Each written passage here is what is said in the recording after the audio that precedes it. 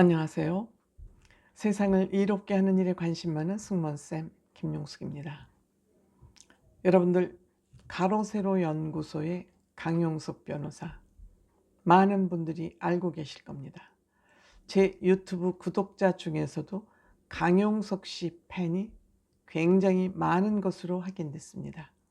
제가 경기도지사에 대한 여론조사를 해본 결과 강용석 변호사를 지지하는 분들이 굉장히 많았었습니다. 그래서 강용석 씨가 경기도지사로 국민의힘의 후보로 경선을 한다면 좋은 결과가 있을 수도 있겠다, 이렇게 생각을 하고 있었습니다. 제가 지금부터 강용석 변호사에 대한 좀 비판적 내용을 얘기하게 될 것입니다.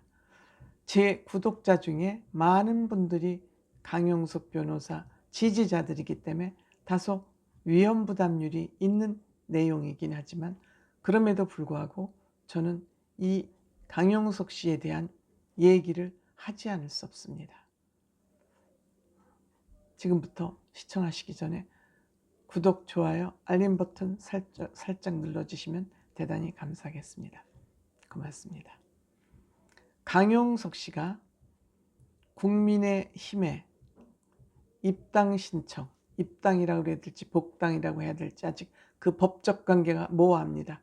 당명이 바뀌었기 때문에 강용석 씨가 주장하고 있습니다. 자기는 복당이 아니고 입당이라고 주장하고 있습니다.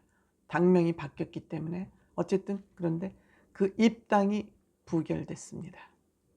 강용석 씨는 국민의힘에 돌아갈 수 없게 된 것이죠. 입당이 됐든 복당이 됐든 어쨌든 최고회의에서 거부됐습니다. 그래서 강용석 씨는 국민의힘으로 경기도지사로 출마하는 것을 아마 포기하는 것 같습니다.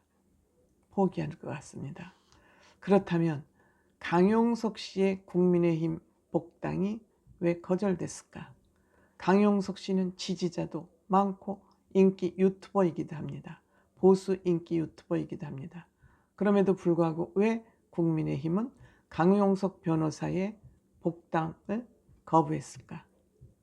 저는 몇 가지 이유가 있다고 생각합니다.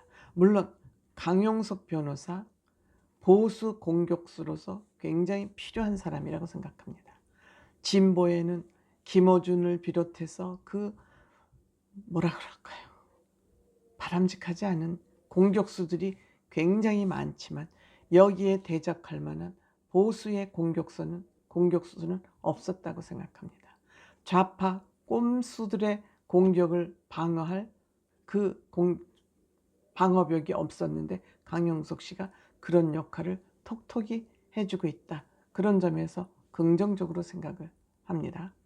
그러면 이 강용석 변호사의 이 공격수로서, 보수 공격수로서 설득력을 얻기 위해서는, 전 국민적 공감대를 얻기 위해서는 그 품격이 지켜져야 된다고 생각합니다. 보수는 뭡니까? 품격입니다. 즉 중도층에게도 지지를 받는 그런 품격 있는 유튜버가 돼야지 된다고 생각합니다. 그런 의미에서 강용석 변호사가 운영하고 있는 가로세로 연구소는 그런 공감대는 저는 실패했다고 생각합니다. 공익에 충실하지 못했다. 즉 사익에 너무 충실했다. 그런 생각을 저는 지울 수 없습니다. 이거는 저만의 평가는 아마도 아닐 것으로 생각합니다.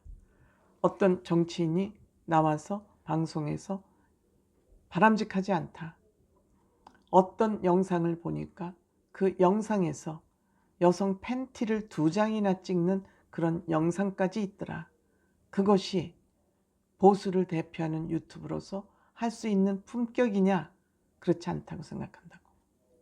즉 구독자 올리기 위해서 그런 품격 낮은 저품격 영상을 만들고 있다. 이런 관점에서 공익보다는 사익에 충실한 유튜버이기 때문에 보수의 당으로 품격으로 맞지 않는다. 이런 평가를 받은 거 아닌가 생각합니다. 또 이준석 국민의힘 대표를 너무너무 공격을 세게 했습니다. 물불 안 가리고 세게 했습니다. 지금 이준석 대표는 보수의 가장 소중한 자원임에도 불구하고 본인이 이준석 대표를 집 깔고 넘어서기 위해서 물불 안 가리고 무차별 공격을 했습니다. 이것이 국민의힘에 과연 보탬되는 행동이었느냐, 이거에 대해서 평가받지 못했던 것 같습니다. 본인의 사익을 위해서 이준석 대표를 밟고 올렸으려는 이것은 보수의 정당을 다시 들어올 그러한 자격이 없다, 이렇게 평가한 것 같습니다. 정말 정치 활동을 하려면 사익보다는 공익이 우선돼야 되는데, 가로세로 연구소는 공익보다는 사익에 너무너무 치우쳐 있었다. 점잖지 못하다. 품격이 없다. 이런 평가를 받은 거 아닌가, 이렇게 생각합니다. 더 나가서 그동안의 대통령 선거 기간 동안 윤석열 후보 홍보를 열심히 했습니다. 저도 자주 들어가서 보게 됩니다. 하도 문제 있는 주제를 꺼내서 방송을 하기 때문에 호기심이 가기는 합니다. 열심히 했습니다. 그렇지만 박근혜 대통령을 열심히, 저는 박근혜 대통령 8일을 했다고 얘기하고 싶은데, 박근혜 대통령 훌륭한 분이죠. 아버지도 훌륭한 분이죠. 박정희 대통령 뮤지컬도 만들고, 그것도 순수하게 박근혜 대통령과 박정희 대통령을 위한 것이냐, 돈벌이 수단이었냐는 저는 모르겠어요. 평가하지 않겠습니다, 여기에서.